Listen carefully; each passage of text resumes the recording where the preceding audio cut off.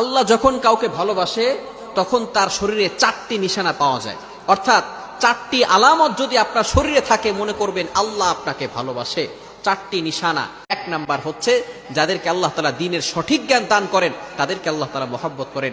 Number 2, দ্বিতীয় number হচ্ছে যারা বেশি বিপদে পড়ে আল্লাহ তাআলা তাদেরকে মহব্বত করেন।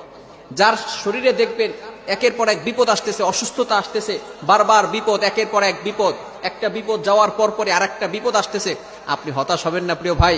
আল্লাহ তাআলা আপনাকে ভালোবাসেন।